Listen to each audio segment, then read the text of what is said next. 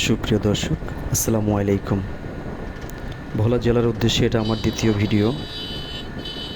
ইনশাআল্লাহ আমরা ঢাকা লঞ্চ থেকে নেমে ইলিশা লঞ্চঘাট নেমেছি। এখান থেকে একটা অটো ভাড়া নিয়ে এখন আমরা ভোলা শহরের উদ্দেশ্যে রওনা দিয়েছি।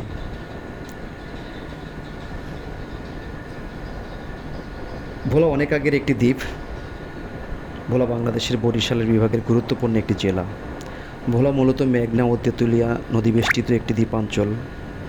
প্রশাসনিকভাবে ভোলা প্রথমে বৃহত্তর বরিশাল জেলার একটি মহকুমা ছিল। পরবর্তীতে 1984 সালে ভোলা পূর্ণাঙ্গ জেলা হিসেবে প্রতিষ্ঠিত হয়।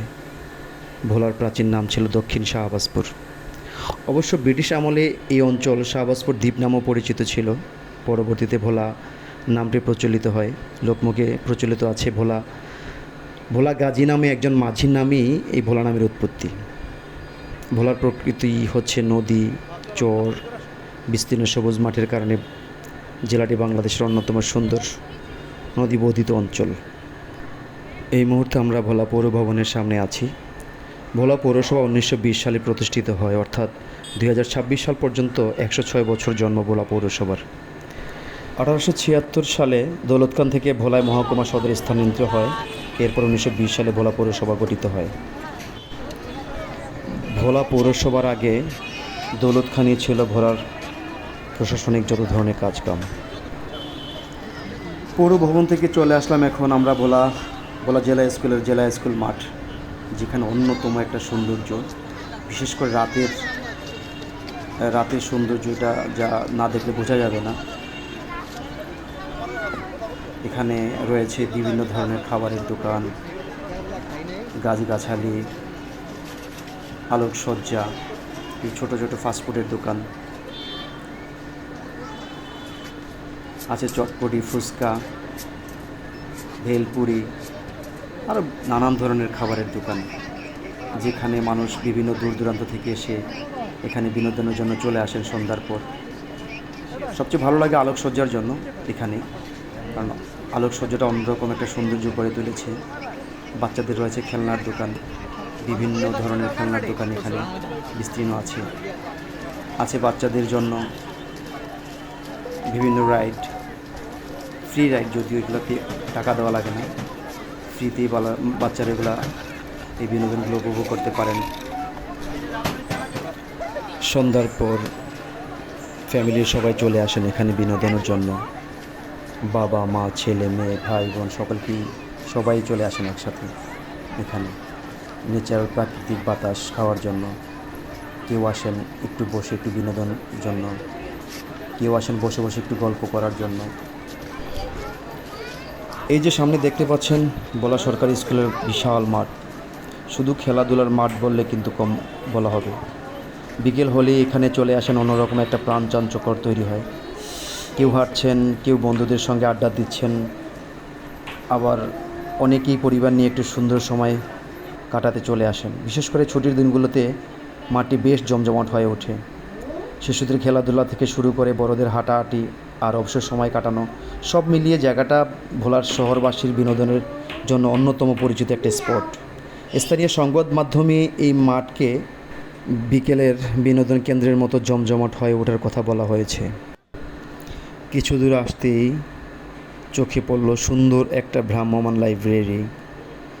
সরকারি স্কুলের মাঠের পাশেই থাকা ভ্রাম্যমাণ লাইব্রেরি স্থানীয় শিক্ষার্থী ও বইপ্রেমীদের জন্য একটি গুরুত্বপূর্ণ জায়গা। পড়াশোনার পাশাপাশি জ্ঞান অর্জন, বই পড়ার অভ্যাস তৈরি করা এবং অবসর সময়কে সুন্দরভাবে কাজে লাগাতে পারে এই ভ্রাম্যমাণ লাইব্রেরি। স্কুলের মাঠে খেলাধুলা আর লাইব্রেরির বই পড়া দুটো মিলেই এলাকার শিশু কিশোরদের জন্য সুন্দর একটি পরিবেশ তৈরি করে। আর একটু দূরে আগতেই চোখে পড়ল খুব সুন্দর একটি সুইমিং পুল। দেখে খুবই ভালো লাগলো, এত সুন্দর একটা সুইমিং পুল একটা জেলা শহরে। এই সুইমিং পুল ভবিষ্যতে বাচ্চাদের জন্য সাঁতার শেখার জন্য খুব ভালো কাজে লাগতে পারে, বিশেষ করে কিশোর কিশোরীদের জন্য। এতে বিনোদনের পাশাপাশি সাঁতার শিখতে পারবে, যা জীবন রক্ষার জন্য অত্যন্ত গুরুত্বপূর্ণ একটা দক্ষতা কাজে লাগাতে পারে। সুইমিং পুল পার হয়ে একটু সামনে যখন আসলাম, চোখে পড়ল খুব সুন্দর বৃক্ষ মেলা হচ্ছে।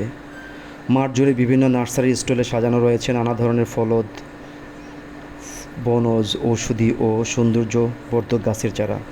যারা গাছ লাগাতে ভালোবাসেন তাদের জন্য এই মেলাটি সত্যি বেশ আকর্ষণীয়।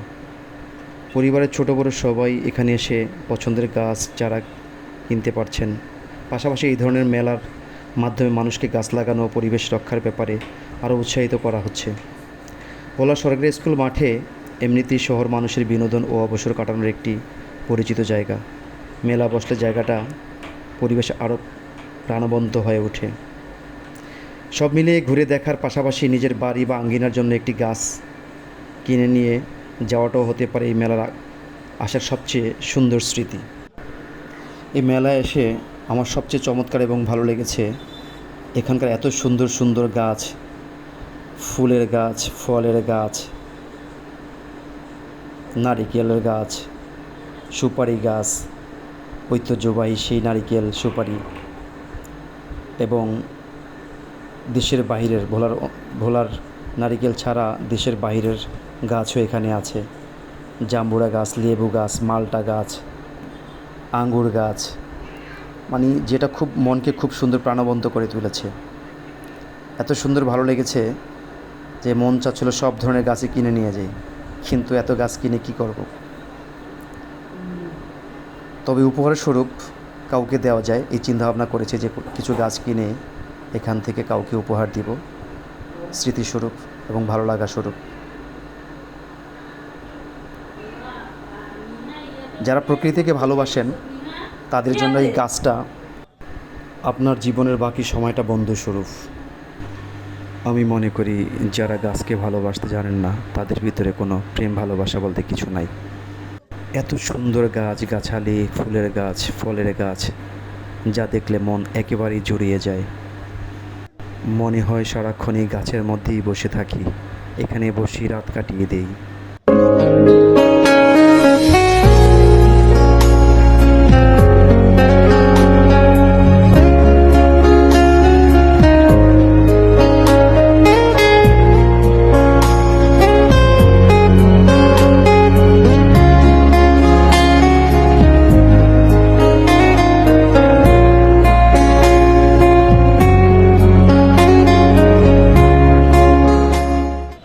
ভোলা সরকারি স্কুলের মাঠ পেরিয়ে পায়ে হেঁটে চলে আসলাম ভোলা জেলা প্রশাসকের কার্যালয়ের সামনে।